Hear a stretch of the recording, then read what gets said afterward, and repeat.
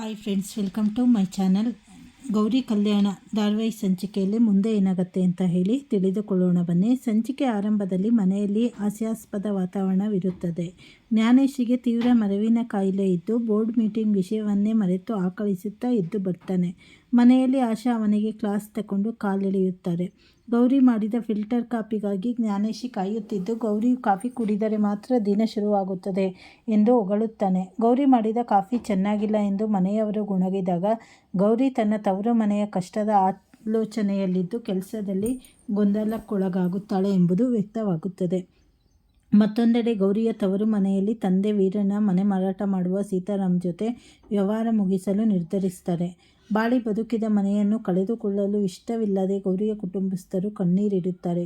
ಈ ವಿಚಾರ ತಿಳಿದ ಗೌರಿ ತನ್ನ ತಂದೆ ಮತ್ತು ತನ್ನ ಮನೆ ಹಾಗೂ ತಂದೆಯ ಮರ್ಯಾದೆಯನ್ನು ಹೇಗಾದರೂ ಮಾಡಿ ಉಳಿಸಿಕೊಳ್ಳಬೇಕು ಎಂದು ಪಣ ತೊಡುತ್ತಾಳೆ.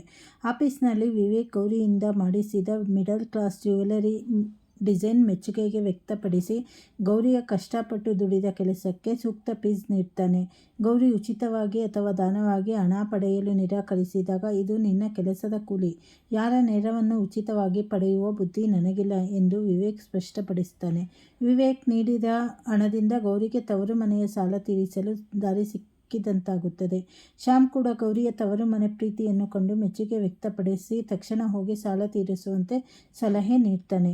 ಈ ಸಂಚಿಕೆಯ ಟ್ವಿಸ್ಟ್ ಎಂದರೆ ಮೋನಿಕಾಳ ಸುಳ್ಳು ಪ್ರೆಗ್ನೆನ್ಸಿ ನಾಟಕ.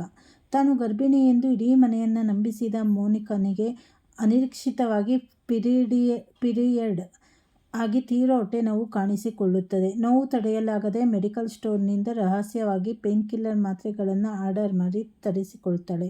ಗರ್ಭಿಣಿಯಾದವರು ಪೇನ್ ಕಿಲ್ಲರ್ ತಗೊಳ್ಳೋಕ್ಕೆ ಸಾಧ್ಯವೇ ಇಲ್ಲ ಎಂದು ಅನುಮಾನಗೊಂಡ ಚಂಚಲ ಮೋನಿಕಾಳನ್ನು ತಡೆದು ನಿಲ್ಲಿಸ್ತಾಳೆ. ಮೋನಿಕಾಳ ಕೈಯಲ್ಲಿದ್ದ ಮಾತ್ರೆಯನ್ನು ನೋಡಿ ನೀನು ಗರ್ಭಿಣಿಯೇ ಅಲ್ಲ ಎಂದು ಸತ್ಯ ಕಂಡುಕೊಳ್ಳುವ ಚಂಚಲ ಮೋನಿಕಾಂಗೆ ಕಪಾಲ ಮೋಕ್ಷ ಮಾಡಿ ಸತ್ಯವನ್ನು ಬಯಲು ಮಾಡಲು ಮುಂದಾಗ್ತಾಳೆ. ಮೋನಿಕಾಳ ಈ ಮೋಸದ ನಾಟಕ ಮನೆಯವರ ಮುಂದೆ ಸಂಪೂರ್ಣವಾಗಿ ಬಯಲಾಗುತ್ತಾ?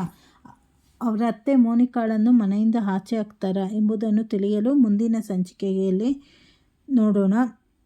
ಹಾಗೆ ಈ ಕಡೆ ಮುಂದೆ ಏನೇನಾಗತ್ತೆ, ಯಾವ ತಿರುವುಗಳು ತೆಗೆದುಕೊಳ್ಳುತ್ತದೆ ಅಂತ ಹೇಳಿ ಮುಂದೆ ತಿಳಿದುಕೊಳ್ಳೋಣ.